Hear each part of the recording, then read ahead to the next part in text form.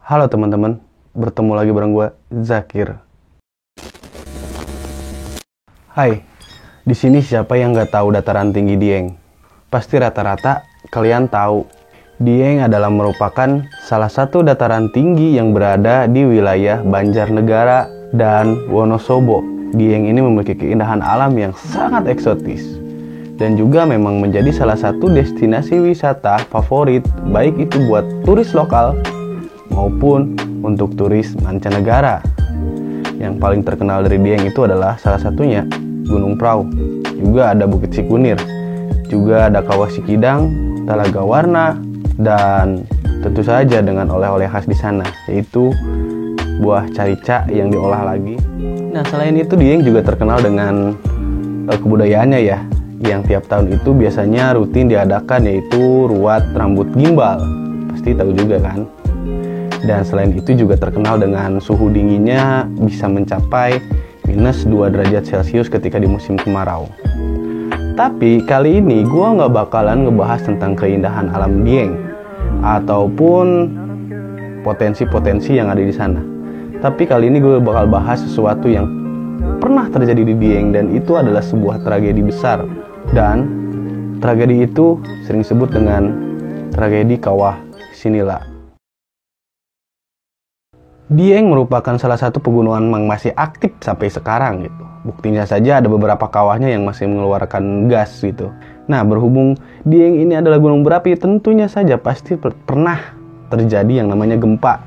Bahkan beberapa bulan kemarin sempat terjadi gempa di Dieng. Nah, namun jauh sebelum kejadian kemarin pernah terjadi satu kejadian yang sangat menghebohkan. Dieng pada tahun 1979, tepatnya pada tanggal 20 Februari.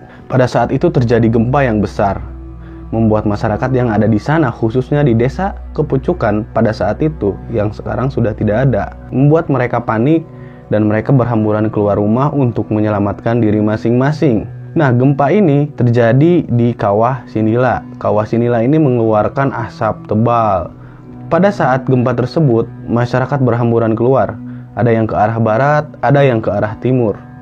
Namun, niat hati masyarakat ini untuk menyelamatkan diri, ironisnya, mereka malah menuju kepada kematian. Dibanding gempa lumpur, yang paling berbahaya pada saat itu adalah gas beracun, yang sama sekali masyarakat tidak pernah menduganya. Gas ini keluar dari retakan yang terjadi akibat gempa di Kawah Sinila, yang tanah retak ini sebenarnya bukan terletak di Kawah Sinila, tapi dekat dengan Kawah Timbang, dan keluarlah asap-asap beracun dari retakan-retakan tersebut. Gas tersebut mengandung karbon dioksida dan metana.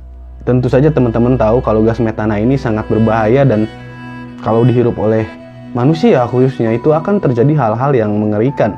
Disinilah yang tidak diketahui oleh warga di sana. Dan memang kenapa warga tidak mengetahui? Karena gas yang keluar dari retakan ini tidak berbau sama sekali. Jadi mereka pikir itu gas yang biasa gitu, belerang-belerang biasa.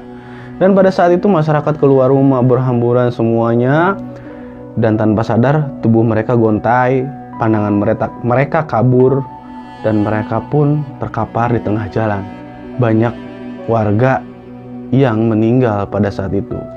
Selain itu juga ketika mereka meninggal, keluar darah dari lubang-lubang yang ada di tubuh mereka, seperti lubang hidung, lubang telinga, dan mulut. Itu merupakan salah satu efek yang terjadi ketika warga di sana menghirup gas metana yang keluar dari retakan sekitar Kawah Timbang. Pada saat itu, di jalanan sudah penuh dengan mayat-mayat warga yang meninggal karena menghirup gas beracun. Segeralah tim relawan datang ke sana untuk menolong masyarakat yang mungkin saja ada yang masih selamat. Karena memang benar saja, pada saat itu ada beberapa masyarakat yang selamat yang berlari ke arah timur, dan juga yang berdiam diri di rumahnya. Namun sayang, relawan yang datang melihat banyak mayat bergeletakan di tengah jalan. Bahkan tidak beraturan, bahkan acak-acakan di mana saja. Jadi mayat itu tidak hanya di satu tempat, di berbagai tempat di sana. Karena mungkin efek gas yang dicium oleh mereka itu, ada yang langsung merasakan gejalanya, ada yang agak lama, ada yang masih kuat berjalan, berlari. Dan sangat disayangkan niat hati relawan membantu. Ternyata 2 dari relawan yang datang meninggal dunia akibat hal yang sama, yaitu menghirup gas beracun atau gas metana ini. Dan pada akhirnya semua mayat dikumpulkan dan dimakamkan dalam satu pemakaman massal. Tercatat ada sekitar 149 orang warga yang meninggal karena menghirup gas beracun itu. Kejadian ini menjadi kejadian yang besar. Sampai pada saat itu Presiden Soeharto meninjau langsung ke lokasi kejadian untuk mengunjungi para pengungsi. Dan masyarakat warga desa Kepucukan, korban selamat dari kejadian tersebut ditransmigrasikan ke Sumatera. Karena kalau nggak salah pada saat itu memang pemerintah sedang gencar-gencarnya mentransmigrasikan warga yang ada di Jawa itu ke seberang gitu, khususnya ke Sumatera. Dan demi mengenang kejadian tersebut dibangunlah monumen di sekitar pemakaman massal tersebut. Dan kejadian ini akan selalu diingat oleh warga Dieng. Bahkan masih ada warga yang pada saat itu menjadi korban masih tinggal di Dieng dan menceritakan kejadian ini kepada berbagai pihak, termasuk wartawan dan lain sebagainya. Alam memang sangat sulit diprediksi oleh kita. Seolah alam seperti pisau bermata dua. Kadang dia bisa dipergunakan dengan baik, namun kadang juga alam bisa menyakiti. Namun tugas kita hanyalah merawatnya. Tugas kita hanyalah melindungi alam ini jangan sampai merusak. Dan kita juga harus berhati-hati dengan kondisi alam di sekitar kita, karena kita tidak pernah tahu apa yang akan terjadi pada alam tersebut. Seperti kasus Kawah Sinila ini, mungkin tidak ada yang menduga akan terjadi hal yang mengerikan yang menimpa banyak orang. Dan semoga menjadi pelajaran untuk kita semua bahwa mitigasi bencana itu sangat diperlukan. Dan semoga tidak ada lagi kejadian-kejadian serupa seperti tragedi Kawah Sinila ini. Nah, menurut kalian, gimana tentang tragedi Sinila ini? Silahkan kalian tulis di kolom komentar. Jika kalian suka video ini, silahkan like dan share. Dan yang belum subscribe, silahkan subscribe. Karena gue bakal terus upload hal-hal menarik yang terjadi di dunia ini. Terima kasih sudah menonton. Semoga video yang gue buat ini bisa memberikan informasi lebih buat kalian semua.